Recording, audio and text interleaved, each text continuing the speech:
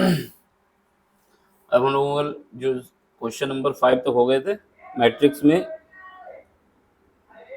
Question number 6 कराना है। Chapter कौन सा है?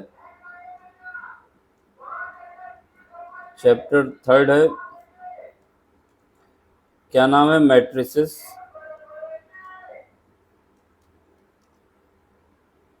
और क्लास कौन सी है? 11th, sorry 12, class 12।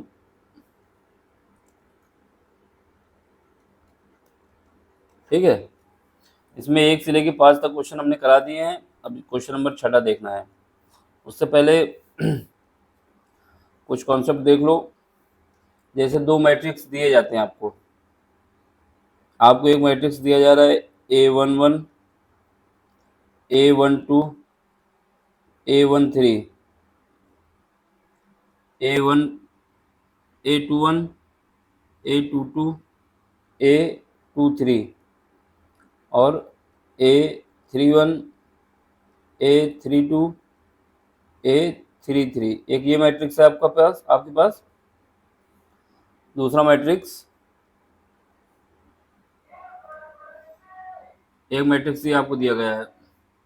जो दूसरा मैट्रिक्स है वो आपको दिया हुआ है 1, 2, 3, 4, 5, 6, 7, 8, 9। अगर ऐसे कभी आता है केस कि दो मैट्रिक्स आपको दिए गए हैं और ये दोनों बराबर है आपस में, तो इसका पहला एलिमेंट इसके पहले एलिमेंट के बराबर होगा, यानी A11 बराबर होगा 1 के। फिर इसका दूसरा एलिमेंट इसके दूसरे एलिमेंट के बराबर होगा, A12 बराबर होगा 2 के। और उसके बाद A13 किसके बराबर होगा? A13 बराबर होगा इसके। जो जिस ऑर्डर पे है वो उसके इक्वल होगा। ये किस ऑर्डर पे है? 1 क्रॉस 1, ये 1 क्रॉस 2, ये 1 क्रॉस 3। ऑर्डर क्या होता है? ऑर्डर हमने बताया था number of row into number of column. अब इसको देखोगे A21, यानी क्या है? इसका ऑर्डर जो रो है वो 2 है, कॉलम कौन सा है? फर्स्ट है। इसका मतलब ये एलिमेंट तो ये बराबर होगा 4 के। और इसके बाद A22 अगर होगा तो किसके बराबर होगा? ये 5 के। A23 बराबर किसके होगा? 6 के। यानी जो एलिमेंट जिसके सामने है वो उसके बराबर होगा। ठीक है, ऐसे ही आप A31 बराबर किसके कर देंगे? 7 के। ये 7 रहा। A32 किसके बराबर कर देंगे? 8 के। और A33 किसके बराबर कर देंगे? 9 के। ठीक है, तो ये बात याद रखना, अगर दो मैट्रिक्स बराबर होती हैं तो उनके आमने सामने के एलिमेंट आपस में बराबर होते हैं। चलो अब क्वेश्चन नंबर 6 करते हैं हम लोग। क्वेश्चन नंबर 6 में क्या है देख लो। क्वेश्चन नंबर 6 कह रहा है कि फाइंड करना है आपको value x, y and z from the following equation. पहली इक्वेशन क्या दी गई है आपको? पहली मैट्रिक्स है ये 4, 3, x, 5। ये किसके इक्वल है? ये इक्वल है y, z, 1, 5 के। ठीक है, अब इसको करो तो यहाँ से क्या आएगा? ये 4 का एलिमेंट इसके बराबर होगा, यानी y बराबर कितना आ जाएगा? 4 इक्वल के y आ जाएगा, और इसको कहेंगे y इज इक्वल टू 4। एक आंसर मिल गया आपको। फिर उसके बाद ये 3 किसके बराबर होगा? z के। 3 is equal to z oblique z is equal to 3। ठीक है, यहाँ पे x ये किसके बराबर होगा? इस एलिमेंट के। x बराबर होगा 1। और कुछ निकालना है? वो कुछ नहीं निकालना है। तो आपको एक्स वाई जेड की वैल्यू तीनों वैल्यू निकल आएंगी। केवल करना क्या है, जो एलिमेंट है उसके सामने का एलिमेंट ले लेना है उसके साथ का। यानी जैसे ये पहला एलिमेंट हमारा A11 था, तो इस दूसरे मैट्रिक्स का भी A11 लिया जाएगा। ठीक है, अब क्वेश्चन नंबर इसका देख लो, दूसरा सेकंड पार्ट क्वेश्चन नंबर 6 का। इसमें क्या गिवन है? पहला मैट्रिक्स है ये x प्लस वाई और 2, दूसरा 5 + z एक्स वाई, ठीक है। ये किसके बराबर होगा? 6 2 5 8। चलो इसमें देख लो, इसका ये पहला एलिमेंट इसके बराबर होगा, यानी क्या होगा? x + y = 6 आ जाएगा। एक इक्वेशन ये बन गई आपकी। फिर उसके बाद ये वाला एलिमेंट इसको कर देते हैं, किसके बराबर होगा? 5 के। यहाँ से 5 + z = 5, दूसरी इक्वेशन आ गई। अब यहाँ पे देखो तीसरा एलिमेंट, ये चौथा एलिमेंट जो है ये इसके बराबर होगा, तो x × y = क्या आ जाएगा? 8 आ जाएगा। ये इक्वेशन नंबर 3 हो गई।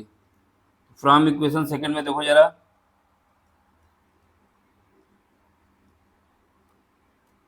सेकंड में क्या है? ये दिया हुआ है 5 + z = 5, तो यहाँ से ये 5 से 5 कट जाएगा, तो z की वैल्यू आपके पास आ जाएगी 0, तो एक वैल्यू निकल आई। अब निकालना है x और y की। अब देखो यहाँ से फ्रॉम इक्वेशन फर्स्ट,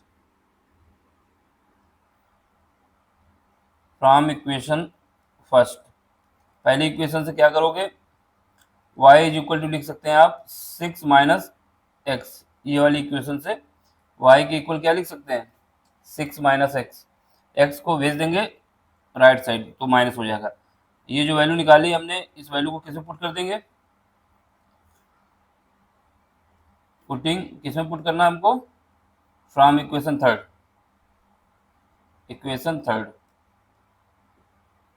तीसरी इक्वेशन में रख देंगे। चलो रखते हैं। तो यहाँ पे x y की जगह क्या रखेंगे? 6 - x = 8। अब मल्टीप्लाई करो, 6x - x² = 8। यहाँ से इसको हम राइट साइड भेज रहे हैं, तो x² - 6x + 8 = 0। ये पूरा पार्ट हम राइट साइड भेज दिए, ये वाले पूरे पार्ट को राइट साइड भेज दिया। अब हमको इसको क्या करना है? फैक्टर करना है। b का ऐसा फैक्टर करना है कि जब इसको ऐड करें तो ये आना चाहिए a और c का मल्टीप्लाई, यानी 8 और 1 का मल्टीप्लाई, और जब इसको ऐड करें तो ये -6 आना चाहिए।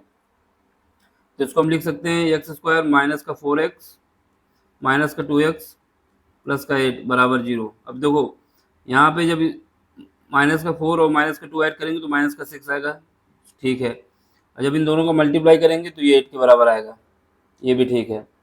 अब यहाँ से क्या करो? x कॉमन ले लो, x - 4, यहाँ से -2 कॉमन ले लो, x - 4 = 0। x - 2 एक ब्रैकेट में, x - 4 दूसरे ब्रैकेट में = 0।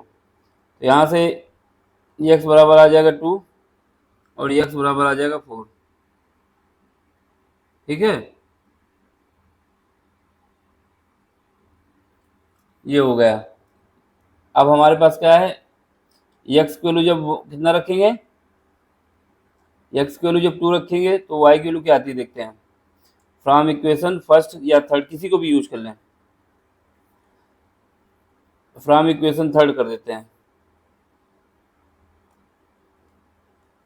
इक्वेशन थर्ड में क्या करेंगे? x बराबर 2 रखते हैं पहले, तो y की वैल्यू क्या आती है? 2 × y = 8, ये आ जाएगी 4। यहाँ से y की वैल्यू आ जाएगी 4, ठीक है। और जब when x बराबर 4 तो क्या आएगा? 4 × y = 8, तो यहाँ से ये 4 से कट जाएगा, तो यहाँ से y की वैल्यू बचेगी 2। तो आपके पास आंसर क्या आ जाएगा? आंसर आपके पास ये आ जाएगी, z हमारा तो 0 रहेगा। पहला केस क्या होगा? जब x बराबर 2 है तो y बराबर 4 है, और z हमेशा 0 ही रहेगा क्योंकि उससे कोई मतलब ही नहीं। दूसरा आंसर ये होगा कि जब x 4 है तो y 2 है और z हमेशा 0 ही रहेगा। इसके ये आंसर आ जाएंगे। तो देख लो क्या आंसर आ रहा है। देख लो ये आंसर आ रहा, ठीक है। जेड तो 0 रहेगा, उससे कोई मतलब ही नहीं है, और एक ही आ जाएगा, ठीक। तो कोई भी आंसर लिख सकते हैं दोनों में। ये तो y की वैल्यू आपके पास आ गई, ऐसे ही x की वैल्यू 2 आ जाएंगी। तो दो आंसर आपके बनेंगे, जो भी एक सही होगा कोई भी एक सही हो जाएगा। बस लिख देना, अगर x 2 लिया है तो y 4 हो जाएगा, z बराबर 0 ही रहना है। जब x 4 लेंगे तो y 2 हो जाएगा और z 0 ही रहेगा। अब अगला क्वेश्चन इसका देख लो, तीसरा पार्ट ये दिया हुआ है, इसका सोल्यूशन देखते हैं। तीसरे पार्ट का सोल्यूशन देखते हैं, देख लो तीसरा पार्ट यहाँ लिखते हैं। क्वेश्चन नंबर 6 का तीसरा पार्ट, चलो क्वेश्चन नंबर 6 का तीसरा पार्ट क्या है ये देख लो। यहाँ पे x plus Y plus Z दिया हुआ है, x plus Z Y plus Z. इसमें क्या है, इसमें ये कौन से ऑर्डर की, पहले तो आपको पता होना चाहिए किस ऑर्डर का है। तो इसमें केवल एक कॉलम है और 3 रो हैं, 1 2 3, तो इसका ऑर्डर क्या हो जाएगा 3 क्रॉस 1, ठीक है। चलो x plus Y plus Z, फिर उसके बाद एक्स जेड फिर वाई जेड, ये क्या है x plus Y plus Z, फिर उसके बाद एक्स जेड फिर वाई जेड, जैसे दिया हुआ है। दूसरा जो इक्वल में है वो क्या है, वो देख लो, ये है 957 957 957 957, ठीक। चलो अब इसमें क्या है, कंपेयर करो, पहले एलिमेंट को पहले के साथ कंपेयर करोगे, ये 9 है, तो यानी हमारे पास क्या आ जाएगा, यहाँ पे लिख देते हैं साइड पे, x plus Y plus z is equal to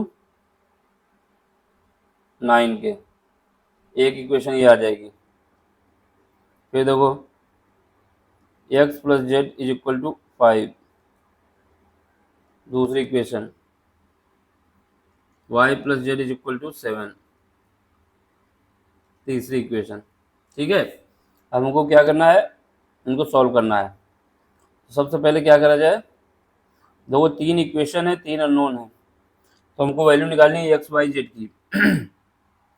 तो हमको इन तीनों इक्वेशन को सॉल्व करना है, ठीक है। तो सबसे पहले हम क्या करते हैं, इन दोनों को आपस में सेपरेट कर देते हैं, इक्वेशन थर्ड और,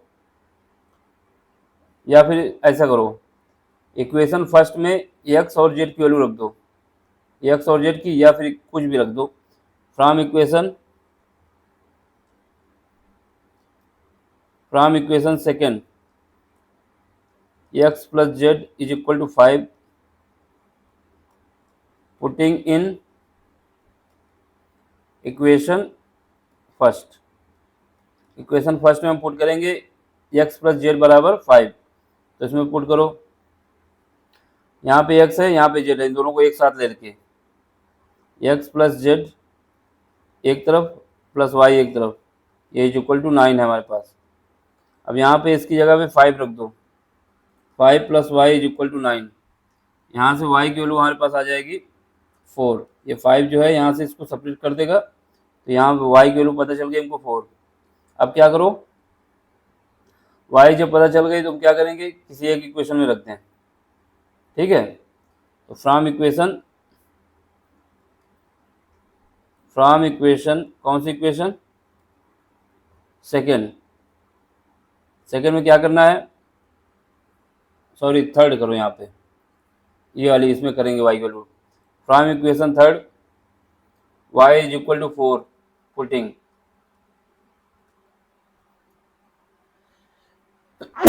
सॉरी ये पुट करेंगे तो क्या आएगा, इक्वेशन थर्ड की बात हो रही है, क्या है y plus z is equal to 7 है।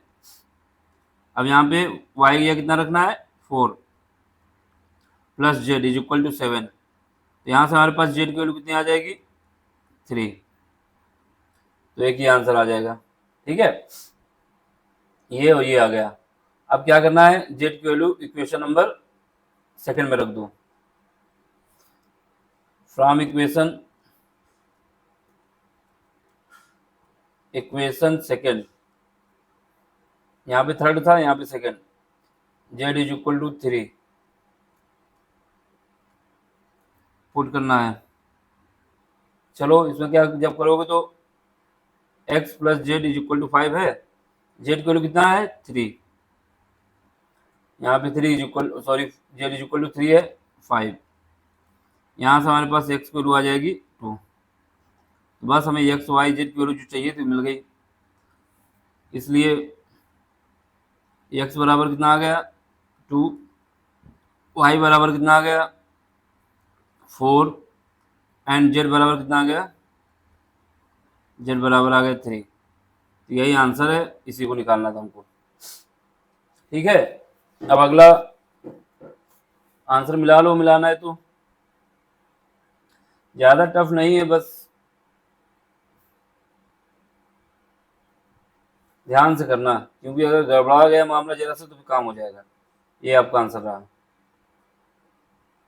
सामने वाले का सामने से कंपेयर करना है, जिस रो को जिस इसमें सारा खेल आपका ये है कि अगर आप पहली रो लेते हैं और पहला कॉलम लेते हैं तो दूसरी जो मैट्रिक्स आपकी इक्वल है उसका भी पहली रो और पहला कॉलम लेना होगा। ठीक, अब क्वेश्चन नंबर अगले आ जाओ, क्वेश्चन नंबर 7।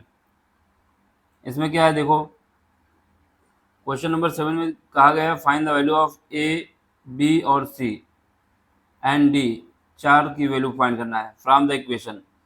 ये इक्वेशन दी गई, इनसे चार वैल्यू फाइंड करना है। तो सबसे पहले क्या करो, कंपेयर करके लिख दो, यानी ए माइनस बी ये किसके बराबर आएगा, पहले एलिमेंट के यानी -1 के। एक इक्वेशन ये हो गई आपकी। अब यहाँ पे ये वाला देखो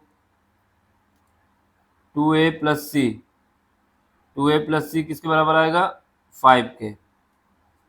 इक्वेशन नंबर सेकेंड हो गई। यहाँ पे देखो 2a माइनस बी ये किसके बराबर आएगा 0 के, तो इक्वेशन नंबर थर्ड हो गई। अब यहाँ पे देखो ये वाला पार्ट इसके बराबर हो जाएगा ना तीसरे वाले के। ये देखो 3c plus D is equal to 13, ये इक्वेशन नंबर हो गई 4 के। देखो फ्रॉम इक्वेशन थर्ड, इसमें देखो from equation third, from equation third, equation third में क्या है 2a minus b is equal to 0 है। तो यहाँ से क्या लिख सकते हो, यहाँ से लिख सकते हैं b इज इक्वल टू आ जाएगा 2a। अब b is equal to 2a आ गया तो इसको क्या करोगे, इक्वेशन नंबर फर्स्ट पे पुट करो। इन इक्वेशन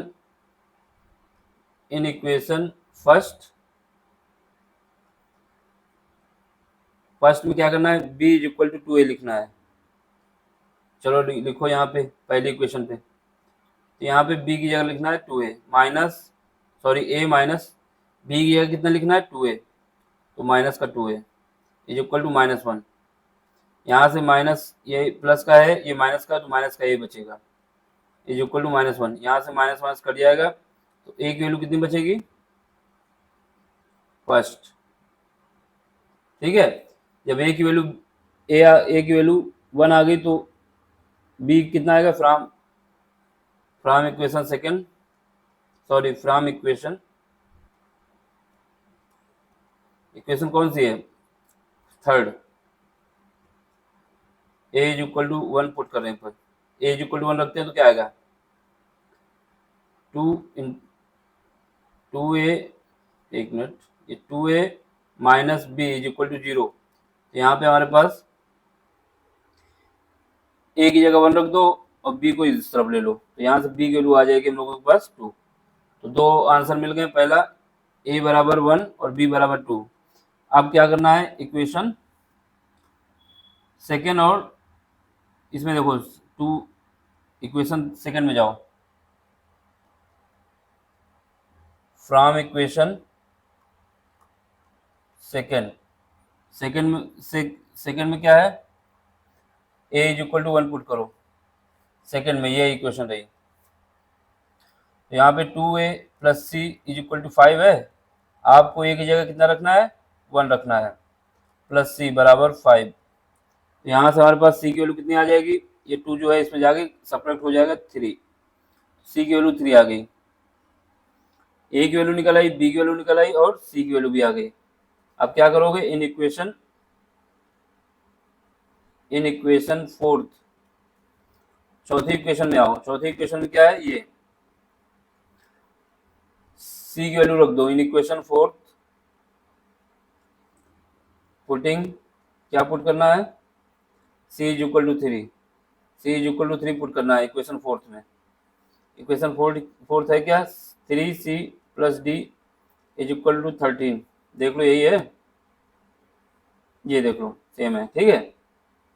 अब यहाँ पे c की जगह 3 रखना है, 3 into 3 plus D is equal to 13, यहाँ से आपके पास 9 plus D is equal to 13, ये 9 इसमें जाकर सब्ट्रैक्ट हो जाएगा, तो यहाँ पे आपके पास डी की वैल्यू बचेगी 4, तो डी की वैल्यू 4 आ गई, ये आपका आंसर हो गया। तो आंसर क्या हो गया, पहला ए इज इक्वल टू हमारे पास 1 आया, बी की वैल्यू कितनी आई है, 2 आई है, और देख लो सी की वैल्यू कितनी आई है, 3 आई है, और डी की वैल्यू कितनी आई है, 4, ये आपके पास आंसर रहा,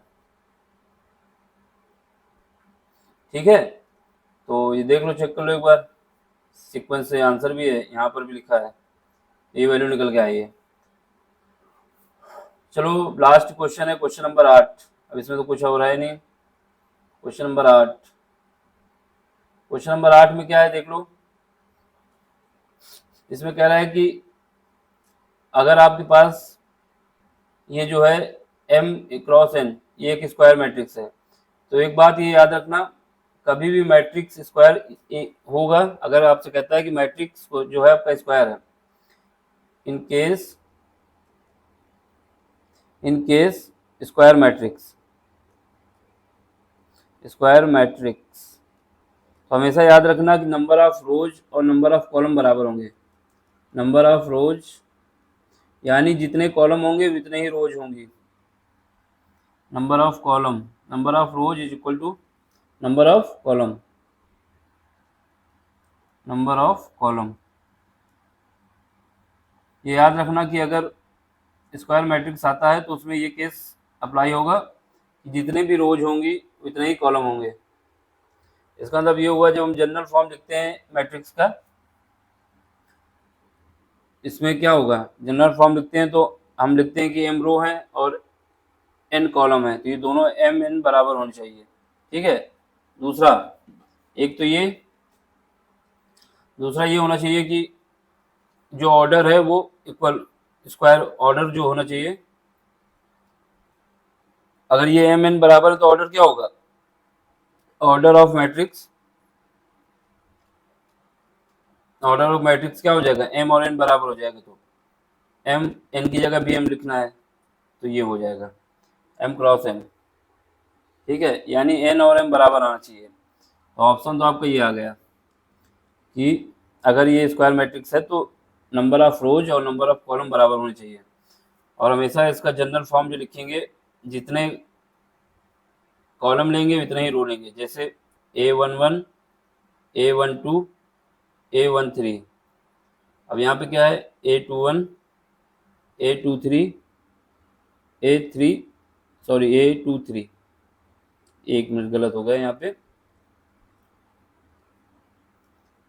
पहले A21 तो ये क्या आएगा, A22 आएगा, ये A23, यहाँ पे क्या आएगा, A31, A32, A33, यानी जितनी रो होंगी, इसमें रो कितनी है, 1 2 3, इतने ही कॉलम होंगे, कॉलम कितने हैं, 1 2 3, बस यही कॉन्सेप्ट है इसमें। अगर स्क्वायर मैट्रिक्स आता है तो आपको याद रखना होगा कि जितनी रो होंगी उतने ही कॉलम होंगे, जितनी रो उतना ही कॉलम। चलो अगला क्वेश्चन एक और है अभी इसमें, क्वेश्चन नंबर कौन सा है, 9, इसमें क्या है, which of the following values of x and y make the following matrix equal, बस कुछ नहीं बताना। अब आपसे पूछ रहा है कि x y की कौन सी वैल्यू होंगी जिससे ये दोनों मैट्रिक्स बराबर हों, तो बस वही आपको करना है कि पहले एलिमेंट को पहले एलिमेंट के साथ बराबर करना है, दूसरे को दूसरे के साथ, तीसरे को तीसरे के साथ, चौथे को चौथे के साथ। तो वही इसको सॉल्व करना है, एक्स वाई की वैल्यू जो निकलेंगी वही बता देना है। तो पहला एलिमेंट क्या है हमारे पास 3x प्लस 7, ये रहा पहला एलिमेंट। उसका दूसरी मैट्रिक्स जो इक्वल है वो किसका, जो पहली मैट्रिक्स है उसका पहला एलिमेंट ये रहा 3x प्लस 7। जिस मैट्रिक्स के बराबर है या इक्वल है उसका पहला एलिमेंट क्या है, 0 है। समझ गए, पहली मैट्रिक्स 3x प्लस 7 बराबर 0 कैसे आया कि जो मैट्रिक्स दी गई है उसका पहला एलिमेंट, फिर उसके बाद जो मैट्रिक्स इसके इक्वल है उसका पहला एलिमेंट। तो ये हो गया। यहाँ से हमारे पास x की वैल्यू कितनी आ जाएगी, x की वैल्यू आ जाएगी -7/3। ठीक है, एक तो ये पता चल गया हमको। दूसरा ये पार्ट हो गया। अब देखो इसको, देखो यहाँ पे 5 किसके बराबर होगा, 5 जो होगा ये इसके बराबर होगा। तो यहाँ से y-2, यहाँ से y की वैल्यू कितनी आ जाएगी, y की वैल्यू आ जाएगी 7। ठीक है, तो x की वैल्यू कितनी आनी चाहिए, -7/3। देखो किसी भी ऑप्शन में x की वैल्यू जो है -7/3 नहीं है, किसी में भी नहीं है, चेक कर लो। तो इसका मतलब ऑप्शन तो आपको पता ही चल गया बी है, क्योंकि x की वैल्यू किसी में सेम है नहीं। x की वैल्यू इसमें 2/3 है, जबकि आनी चाहिए -7/3। y की वैल्यू तो सेम है लेकिन x की वैल्यू सेम नहीं है, इसमें भी नहीं है, इसमें भी नहीं है। तो आंसर आपका ये हो गया बी, और कुछ निकालना ही नहीं था। तो आंसर आ गया। देखो ये एक्सरसाइज भी कंप्लीट हो गई। अभी एक और है क्वेश्चन, देख लो, क्वेश्चन नंबर 10 भी है। अब इसमें कह रहा है क्वेश्चन नंबर 10 में क्या है, देखो the number of all possible matrices, मतलब all possible matrices of order 3x3 with each entity 0 R1। तो आपको बताना है कितने पॉसिबल मैट्रिसेस होंगी जिसका ऑर्डर क्या है 3x3। 3x3 मतलब ये हुआ कि ये कौन सी मैट्रिक्स है, अगर m और n बराबर होते हैं तो ये स्क्वायर मैट्रिक्स होती है, स्क्वायर मैट्रिक्स। तो आपसे इसमें कह रहा है कि कितने नंबर ऑफ पॉसिबल मैट्रिक्स होंगे अगर उनकी एंटिटी यानी जो उसमें एलिमेंट होंगे 1 हो सकता है या फिर 0 हो सकता है, 0/1 हो सकता है। तो इसमें कुछ नहीं करना होता है, इसमें जितने आपसे ऑप्शन दिए गए यानी बताया गया है कि जो पहला मैट्रिक्स होगा 1 × 1 का, ये भी तो 1 × 1 का मैट्रिक्स होगा, उसके कितने एलिमेंट होंगे, या तो 0 हो या फिर 1 हो। तो यानी एक के लिए कितने हैं, 2 हैं। अब ऐसे ही जब A11 और A12 A13 सॉरी A21, एक मिनट, पहला ऑर्डर लिखा दूसरा ऑर्डर लिख देना, A21 और A22 ऐसे करेंगे तो सबके लिए एक एक होंगे, यानी सबके लिए, इसके लिए जैसे एक दो एलिमेंट थे, या तो 0 होना चाहिए या 1 होना चाहिए, इसके लिए भी यही होगा, इसके लिए भी 2 होंगे, इसके लिए भी 2 होंगे, इसके लिए भी 2 होंगे। तो क्या करो, या तो सबको 2 + 2 + 2 + 2 कर दें। ठीक है, सबको ऐड करो, कितना आएगा, 2 2 4 2 2 4 6 2 8, 8 आ जाएंगे ना, 1 2 3 4। ठीक, सबका 2 2 है ना, इसका भी 2 है, इसके भी 2 हैं, इसके भी 2 हैं, इसको भी 2 हैं। या तो फिर सीधे करते हैं उसकी पावर चढ़ा दें n, यानी कितने मैट्रिक्स होंगे, कितने मैट्रिक्स होंगे 2 की पावर n। 2 की पावर n का मतलब हुआ स्क्वायर मैट्रिक्स होगा। ठीक है, स्क्वायर मैट्रिक्स है और 2 की पावर n है। 2 की पावर n का मतलब क्या हुआ, जो उसमें पॉसिबल अरेंजमेंट होंगे कितने होंगे, 512। 2 की पावर n का मतलब क्या हुआ, 512, क्योंकि एक के लिए कितना है, 0 और 1 है। ये 3x3 का मैट्रिक्स है। तो ये जो ऑर्डर आया आपका, ये इस ऑर्डर को मल्टीप्लाई करो, कितना आया 9, क्योंकि एलिमेंट कितने होंगे इसमें, 9 होंगे। और एक एलिमेंट के लिए कितने हैं, एक एलिमेंट के लिए ऑप्शन 0 होगा या 1 होगा, और टोटल एलिमेंट कितने होंगे 9। तो बस 9 के लिए कितना हो जाएगा, 2 की पावर 9। तो ये आपके पास 512 आ जाएंगे। ठीक है, बस इतना ही था इसमें। क्वेश्चन समझो, क्वेश्चन ने बोला है कि फिर से समझ लो एक बार।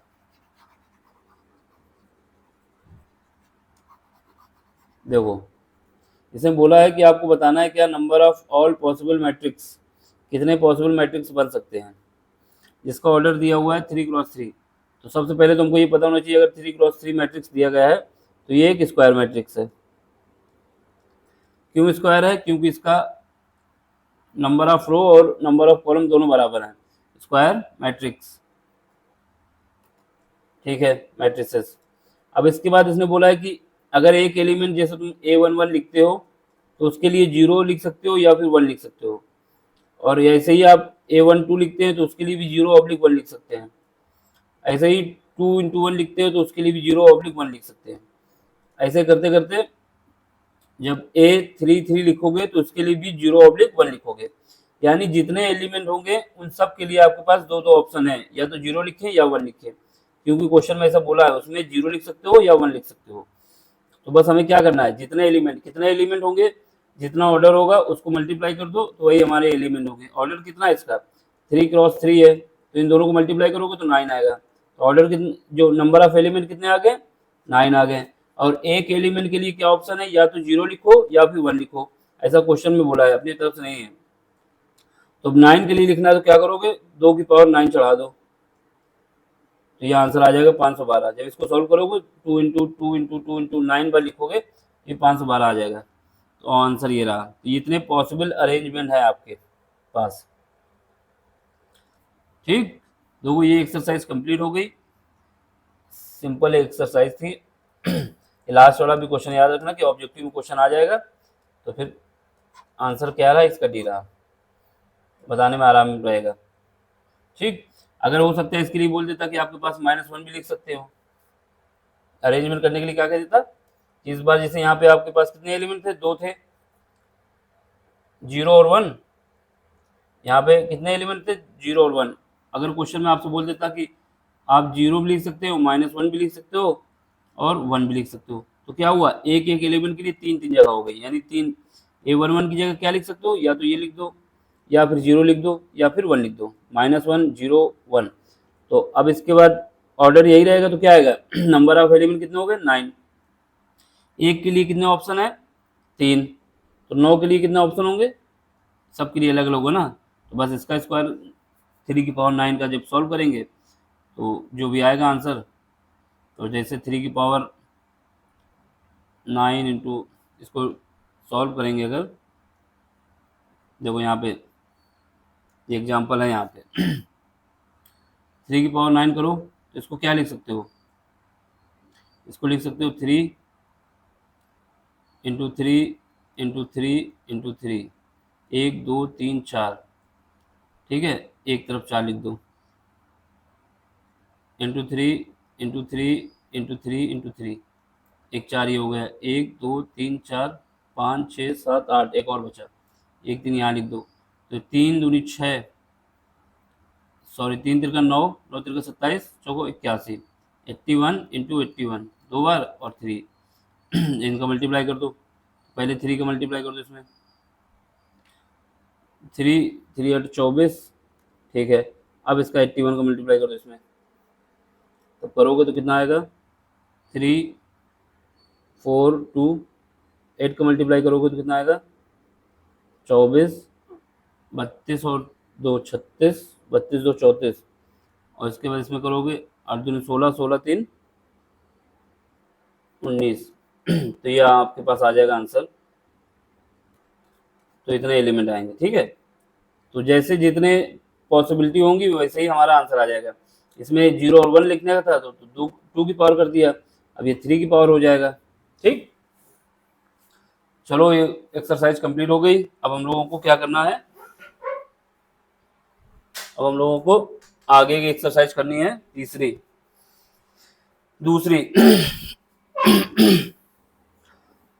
पहला चैप्टर कंप्लीट हो जाएगा, अभी तो नहीं, पहले ही एक्सरसाइज कंप्लीट हुई है। अभी देखते हैं कितनी एक्सरसाइज है इसमें। चलो bye, take care, thank you. समझ में आया तो क्या करना है, सब्सक्राइब और घंटी को बजा देना है। नहीं समझ में आया तो कमेंट्स करना है, ठीक है, तो फिर समझाएंगे, फिर सब्सक्राइब कर देना, ठीक है, बाय।